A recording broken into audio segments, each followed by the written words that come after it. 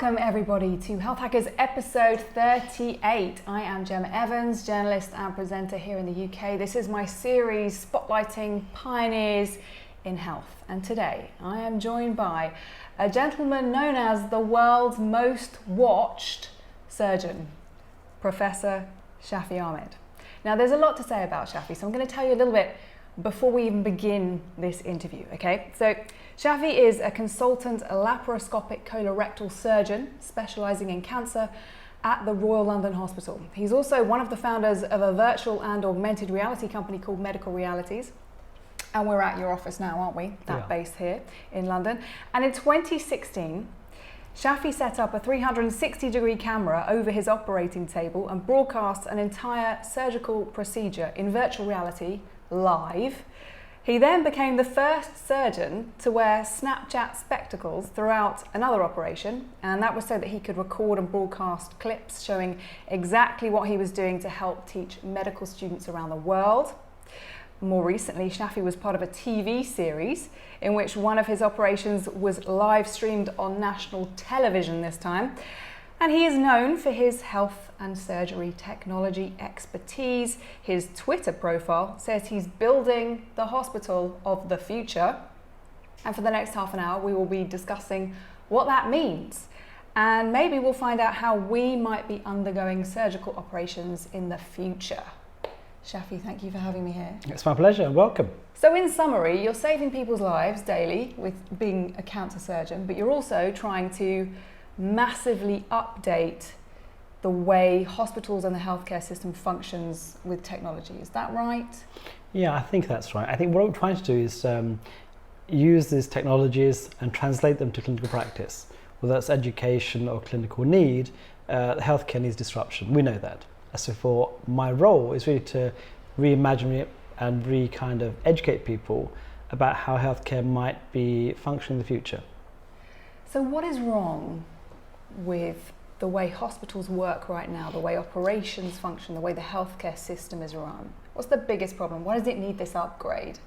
So I think traditionally healthcare has been stuck with what I call dogma and tradition. We're very reluctant to embrace change as a profession across all healthcare. And so how do you change? How do you disrupt people's minds and thoughts? So look, we're now living in this amazing world. And I tell people this is really an exciting time to be alive. Probably the most amazing time that I've experienced as a doctor and as a healthcare professional. Because we have the ability to use a lot of technologies, which I call exponential technologies, which all come together at the same time. This whole concept of the fourth health revolution or fourth industrial revolution or health 4.0 is allowing us to think in a different way. And if you look at the global kind of health problem, we can't afford health at the moment. It's unaffordable, it's inaccessible, and it's inequitable. We have huge major issues around the world. So I think we've got to think differently, and tech might be an enabler to allow this healthcare to be reimagined in a different way so that we all want to achieve the right outcomes for our patients. So that's the kind of message. So do you think though that one of the biggest problems we have is that the healthcare system in its current state requires a lot of waiting from people? And we live in an age where we're used to things happening very quickly. Yes. Yeah, so look, as humans, look, if you look at where we are as a society, we're very much immediate in what we need. And to give you an example and extrapolate that, if you look at the big global companies like Uber, for example, and taxis, when we order an Uber taxi, it takes a few minutes maybe to get there. Now, if your app says to you that the taxi is 25 minutes away, you get very upset, you're angry, almost frustrated by the length of time it takes. Similarly with Netflix, with images and films immediately, and Amazon with access to 2-hour wait for a book, for example, for your home. It's a kind of immediacy, and I call this the one-click generation. It's who we are. But in medicine, if you see the same thing, if you have to see a doctor, a primary care physician, a GP, you make an appointment, it might be 2 or 3 weeks before that appointment arrives. So on the one hand, we're happy to wait 3 weeks for an appointment, maybe 8 weeks to see a doctor in the hospital, maybe a whole year for a surgery to be performed. Yet we can't wait 2 minutes for a taxi, etc. Now this is the dichotomy, and I think healthcare is far more important than a taxi or an Amazon walk. So we've got to reverse the mindset, make it more immediate, which we can do, of course, with technology. So talk to me about your live streaming, because you've become famous now for this live streaming element with your surgeries. Why did you start doing that? What was the purpose originally? So one of my roles that I've had over many years has been a teacher and educator. So I've been the Associate Dean at Bart's Medical School. And Bart's Medical School has been around for hundreds of years. The hospital itself has been around since about 1123. So it's a rather ancient kind of institution. Teaching surgery hasn't changed or evolved over many, many years. Because what we face, we have medical students or other students in our operating theatre, and they're there for 8-10 hours a day almost with us in the room. And traditional methods of teaching have been involving them being in the room but in the back of the room, but not really engaged with what's going on. So two things. One is that how is that teaching and learning? They're often in the back of the room on their smartphone, on Instagram, or on Facebook, on stream, whatever it is. So they're actually doing different things. And they spend a lot of money for the privilege of being in that room. And I call this learning by a process of osmosis and diffusion. It's like you're just being in the presence of a surgeon or a theatre, you're supposed to somehow learn. Not good enough, but we haven't challenged it. That's the first thing. And secondly is about, if you imagine who we are surgeons, we're trained, we have lots of skills over many years, it's a long time to get to this level. And my question is always, how do you share that knowledge on a global scale? Often we teach 1 or 2 people in the room. Why not share knowledge with many people, thousands, tens of thousands, maybe millions? Because that's a legacy that we want to leave behind. So 2 things. One is disrupting education, the way we teach. Secondly is actually scaling it up and saying, actually, what I'm offering now, teaching, I could share with a lot more people. And that's why I've experimented and tried to figure out how we could do better and have better kind of methods of learning for people around the world. So they can access what you're doing. So you have worn Google Glass as well. Yep. While you've done an operation, so that people, medical students, can go online or watch via an app with their own kind of Google Cardboard headset and watch what you're doing in the operating theatre. Is that correct? It is. It's about the points of view. So obviously when you're in the operating theatre and everyone's huddled around together, it's still to see what's going on, unless you're the primary or secondary surgeon or the assistant, for example. And that view you cannot see from outside. So the idea is then, if you want to scale up that kind of learning, it has to be cheap and affordable. And my kind of remit's always been high-tech, low-cost solutions, which is the way the world needs to be run. So you could get a Google Cardboard headset, which costs, what, $5 or so, maybe less, a smartphone, which is ubiquitous, and an app that's free. So for a very small price, you can access learning through a points of view approach, see what the surgeon is watching at the same time, and then actually interacting with the environment. So Google Glass, for example, when I had the glasses on and doing a live operation back in 2014, students around the world could watch it on their smartphones, wherever they were. I had great pictures of people on the beach, my students watching it and seeing what I was learning. And they could actually text a message. So the message they were texting on their phone to me would pop up on my glass in the corner. So as I was operating, I could look up and answer at the same time, interact with many people. So that's the kind of thing I've been experimenting with, using live stream, augmented virtual reality, to see whether that's a way we could teach in the future. And I think that is the way we're going to be teaching over the long term. Now, didn't you find that a bit distracting? You got questions popping up in your vision while you're trying to carry out an operation? So that's an interesting question, and I have to get asked this question about the issues around safety. So one thing about the operations that I've carried out and live streamed is that I've always been absolutely meticulous about the safety of the patient, no question. One is about infection control, making sure that we've identified risks, and making sure that I'm happy and safe in the environment. One of the interesting thing is, you might think actually it's really you'd get kind of distracted by doing all this. But what I found actually, before the operation, yes, a lot of distraction, there's a noise going on about what I'm trying to do. The minute you pick up a scalpel, the minute you start doing the operation, you're kind of in your zone. Everything else disappears. The glass disappears, the virtual reality camera disappears, because you're just focusing on what you do every day. And the other thing is, I'm not doing new operations that I've never tried before. These are things I do all the time. And I train every day to my trainees. I'm talking on constantly, we're training, we're interacting. All we're doing that is just magnifying the amplitude. Tumour removals? Yeah, cancer removal, yes. And so, are you answering your students' questions as you're going, because they're popping up? Sometimes. Initially we did that, but then we realised actually we need to make the system much better. And so we have a moderator in theatre. So what we do now is the questions go to the moderator. They can answer them if they want to. And the ones that are difficult or tricky, or they want my expertise, they'll then send that to me. So we can limit and manage the whole expectation around that, I guess, the transmission. How do you handle nerves, not just as a surgeon, but having all the cameras on you too at the same time? So initially, when I first did that live surgery, which was, I think I had the entire ITN News at 10 team in my theatre. And that was a big deal, because that was the first time I've done it, and there was a lot of interest about Google Glass at the time and what I was trying to achieve. So initially, when I first did it, obviously there was some nerves, and it was difficult, and I kind of managed it appropriately. But over the course of years, it's become easier and easier, that I don't really think about it too much. We know we're going to perform, and the operation itself, I know when I go to the operating theatre, ultimately it's the patient and me, the relationship that I have with them, make sure they're safe, and I do the best operation that I can. And that's not, I don't think, impacted by cameras anymore.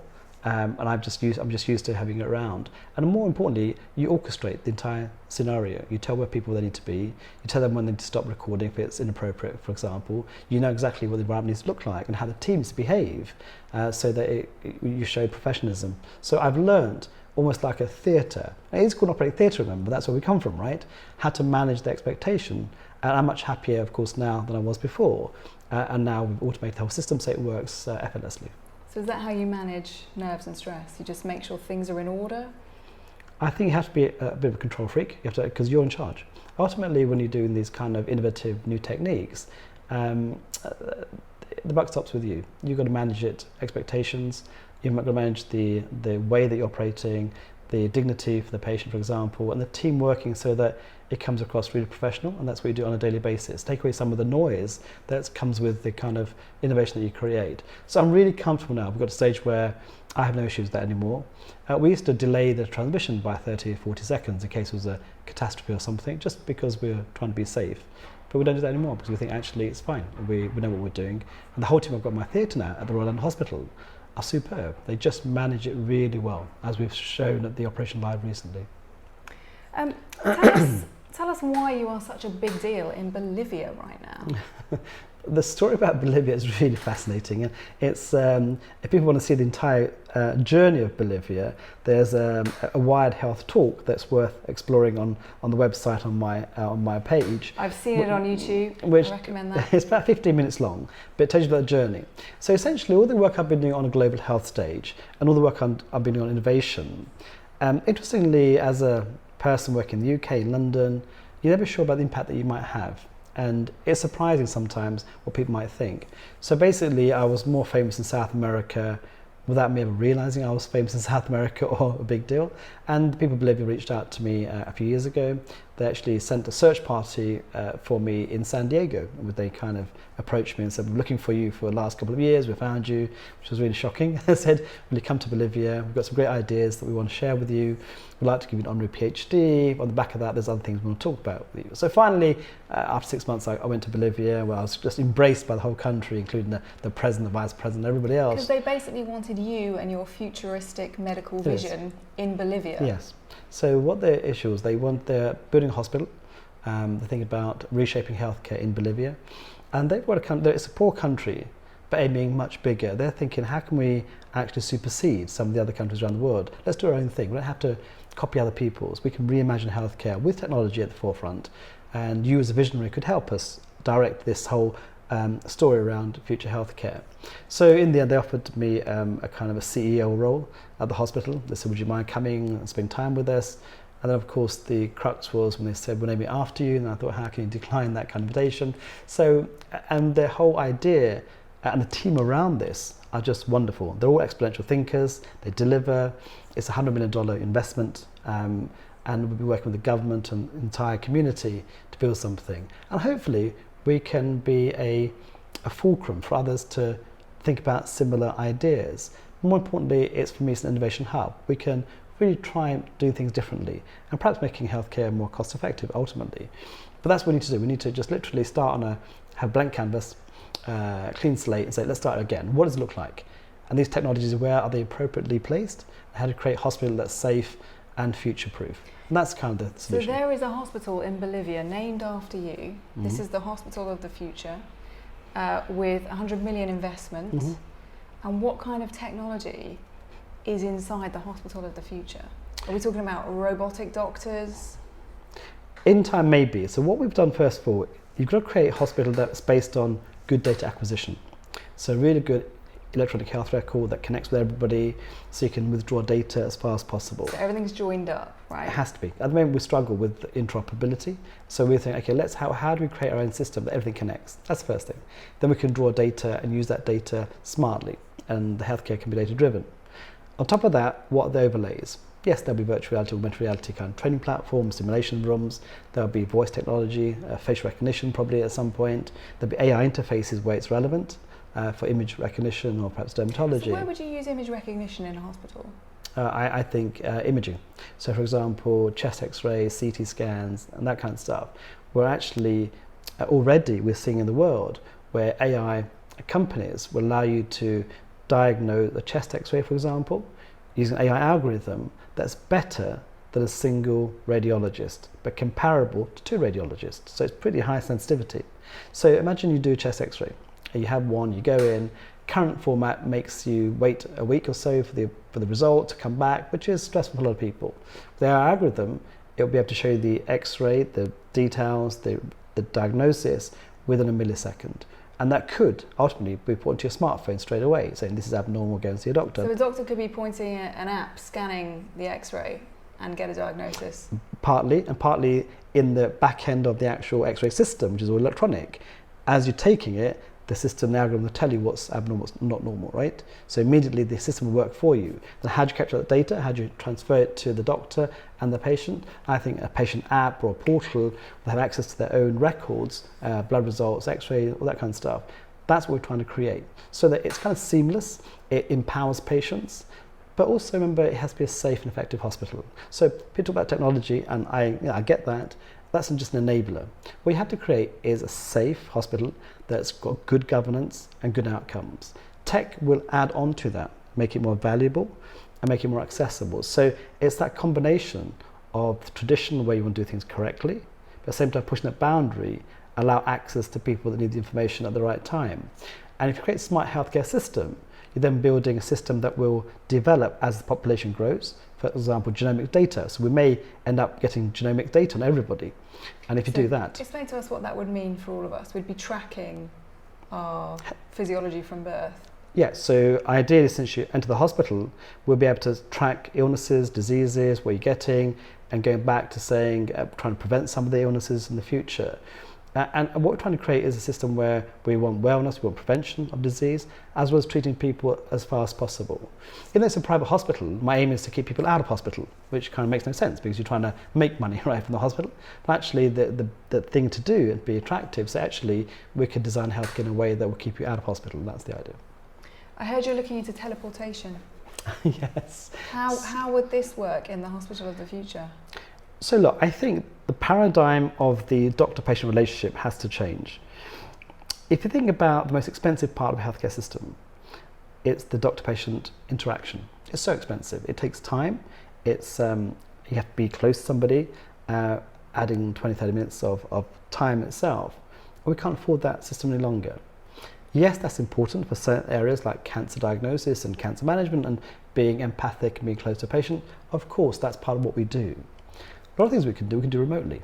So we've got to get away with this thing about being together in the same place, same time. That's going to change with virtual reality, augmented reality, with holoportation, teleportation. So wouldn't it be great if you could access as a doctor, for example, immediately, as we discussed earlier, about this immediacy. Someone could just literally pop in from, say, America, in front of you as a hologram, give you a diagnosis, see what you're doing, and disappear again. That's far more efficient use of time and energy. And also things like going to conferences or further learning episodes and traveling to learn new techniques, that'll be diminished because that's expensive and time inefficient. So I think the holoportation, teleportation thing is coming along. I've experimented with trying to transport myself in real time. And we worked with a few companies in the UK where I managed to holoport myself using the Microsoft HoloLens system remotely. And in fact, about a year ago in the operating theatre at the Royal London, we used a special software on the HoloLens, and during the operation I could drag in experts from New York and from Mumbai in India, surgeons into operating theatres, their avatars. So for example, if you're a surgeon needing help, calling people immediately. They come into your space, you're sharing the images, x-rays, seeing what's going on. It becomes a kind of almost like a collaboration where you can actually offer expertise remotely. And I think remoteness is so important to kind of crack, because we have problems with refugees, we have problems with translocation, we have problems with war-torn zones. And if you solve some of those issues with technology and make people much closer, then actually we'll solve some issues around healthcare immediately here. So that your hologram or other surgeons' holograms can appear on demand and offer guidance. Absolutely. That's exciting. When do you think we would see autonomous surgeons, robot surgeons, more widely featuring in hospitals? 20 years, 30 years? Okay, let's take that bit by bit. At some point we will see that. So at the moment, there are a lot of robots coming onto the market. That's the first thing. So robotics has been around for about 25 years. And now we're seeing a plethora of new surgical robots coming onto the market this year and next year. In fact, we've got one from the UK, which is an amazing device. So all the big companies now are saying, well, robots are coming in. And robots are good because they make you operate more precisely, offer you better visualizations, and they're good. How do you convert that to autonomous? So we're very much led by of course, the driverless cars and things, which is a great thing. And I always look at what they're doing because they're shaping autonomous framework for all of us, the litigation, the legal framework. We're getting an idea of what they're approaching.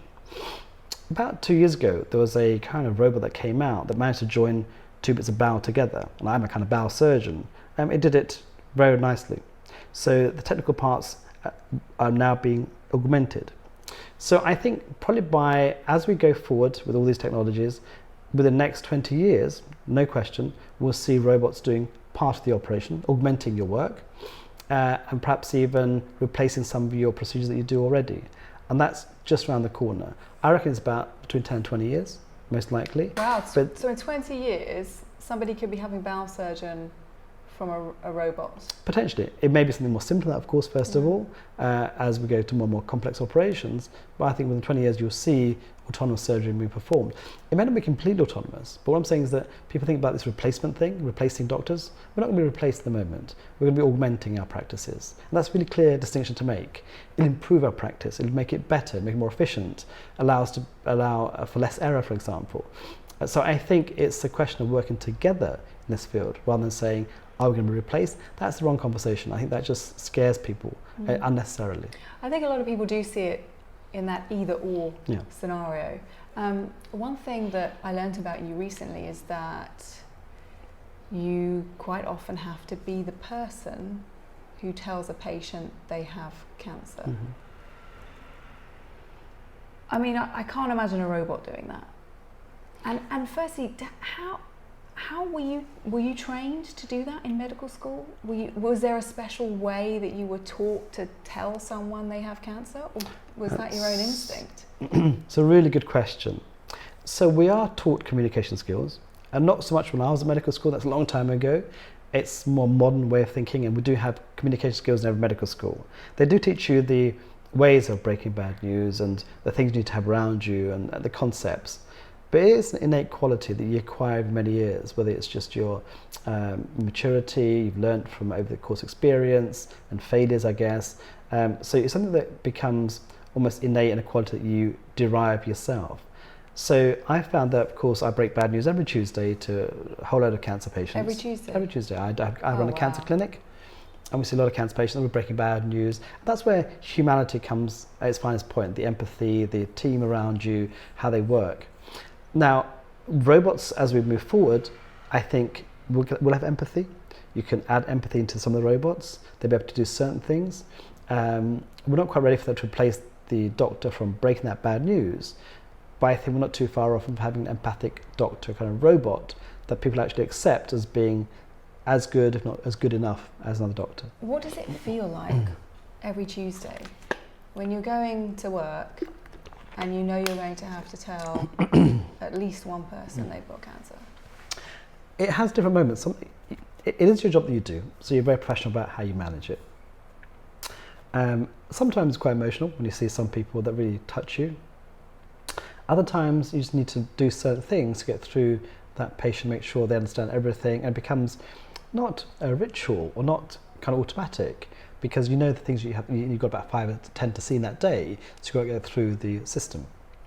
But there's no question, it touches you. There's, you walk away after it, and it kind of makes you very solemn. At the end of the clinic, you think about the world as a whole and your role and what's going on with healthcare.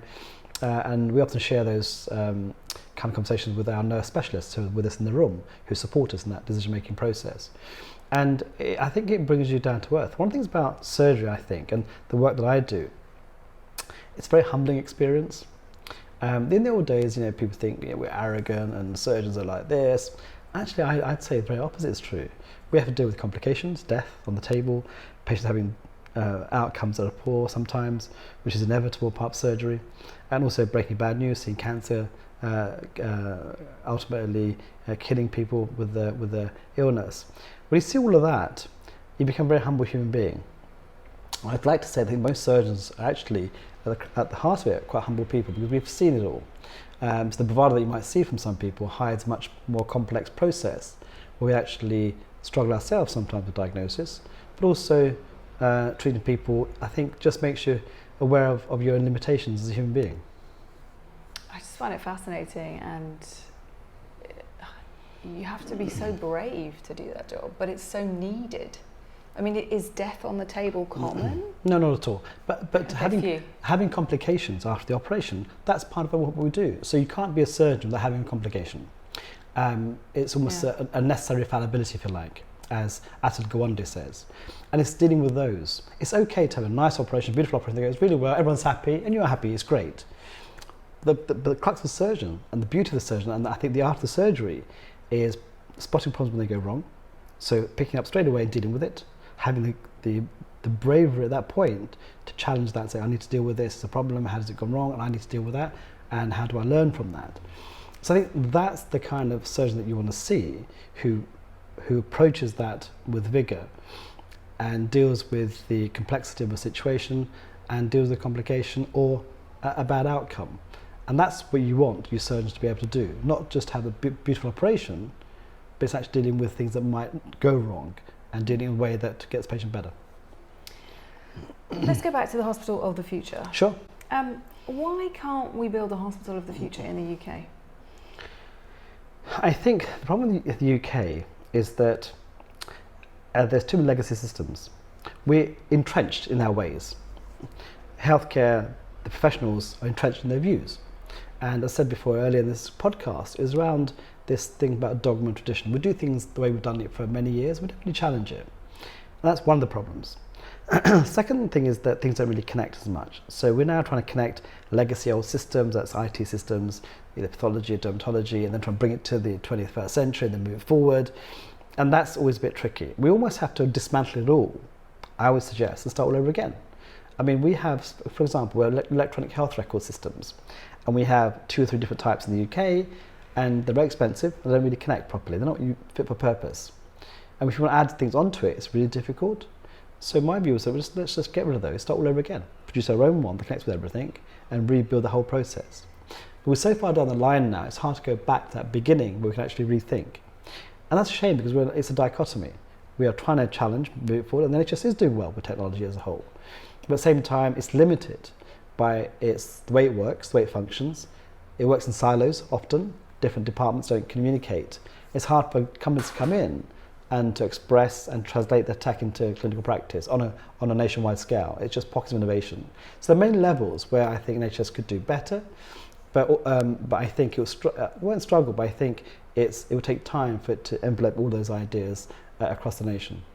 And I guess that's what's behind a lot of your work. You're trying to help the NHS upgrade and improve. What can we do as patients, as citizens, to help speed things up in the NHS and help the technology advance a bit? So I think patients are the crucial part of all these conversations I have. It's always about the patient being the heart of that conversation. We often forget with technology innovation, startups, and the whole kind of world that I live in, that we often forget the end user. It's often done. We go to conferences, for example, you know that. The patients aren't represented. So I'd say we make patients the centre part of that. We have that conversation, they become the stakeholder that's important. And I think we underestimate patients. I think we're very paternalistic in our views. We think we know what a patient wants. We know what you want because we kind of are healthcare professionals. Actually, you'd be surprised at how empowered patients are with technology and innovation, and we should use them more. For example, I know some patients, for example, I've come across in the time that I've been working, who have gone away, looked at their own problems, and used tech to solve them, and are bringing tech companies. And we haven't really embraced that. We want to encourage them to work with us. So, okay, what are the solutions that you want? How to create it for you? Trackers, sensors, biomarkers, all those kind of things. And they figure it out themselves. So one of the things that we talk about often is that if you ever look at every company in technology that's in healthcare, you always have a CEO, a chief executive. You always have a chief medical officer. You have a chief operating officer, a chief finance officer. Those are the kind of things that we use. Very rarely do you see a healthcare company employ a chief patient officer, a CPO. So, and I think that's amazing that we don't actually encourage that more. Maybe what we should be doing is encourage them to be part of that startup, because their views are so important into delineating what's necessary and what's safe almost. So I think the strategy for us has to be embrace. It's about collaboration. You can't do this technology and implementation without having the end user. And I think that the word I would always use about all of this to improve healthcare is collaboration.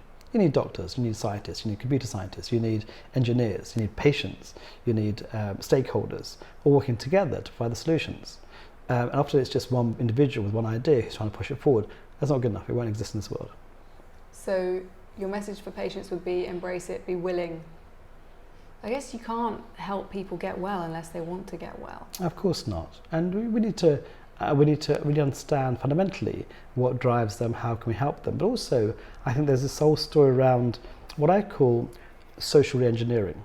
And this is obviously a bit controversial term I would use, but I think I'll share it with you because society works by expectation. So for example, if you're a patient, you expect to see a GP for a few minutes, a 10-minute appointment, then be referred to practice, for example, then to be a specialist. There's a whole process around that we've kind of drilled you down to. Actually, you've got to say, actually, let's re-engineer this. Your future doctor will not be a human being. It might be AI chatbot, it might be AI algorithm as your first point of contact. Let's get used to that. How do we have that conversation? Maybe you will see some telemedicine or telepresence systems or holoportation. How do we get you ready for this? And your data, we want you to access data, but tell us what data you want to access. You know, is it safe? What would you like us to do with you? So that social re-engineering of society is so important from top bottom and bottom top, telling us, look, this is the way it's going to happen. And those conversations aren't really happening. I remember just driving change, but actually not thinking about society as a whole and how it's going to adapt to these new kind of technologies and healthcare innovations. And I'd like to see much more of that being done on all levels.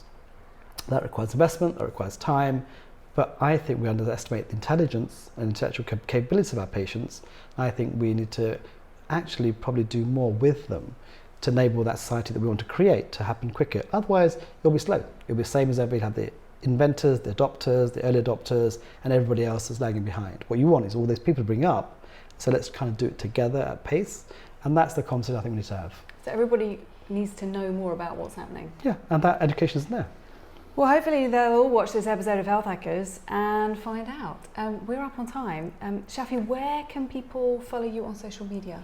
So I'm on LinkedIn, of course. My Twitter profile is @ShafiAhmed5, Instagram @virtualsurgeon, and my website is surgeon.ai or professorshafiahmed.com, and you'll see all my things on that. And also I have a YouTube channel, again, Virtual Surgeon, and you'll see all my videos and things I've been up to the last few years.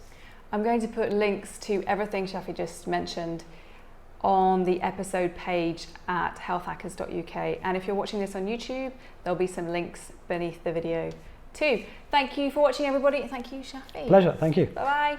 Bye-bye. YouTube viewers, I really appreciate you watching that video. It would be wonderful if you hit the red subscribe button. It costs you nothing and it means that you'll get notified whenever I post a healthHackers video. You can follow me on social media too. Handles right beneath me. I love hearing from you. Bye-bye.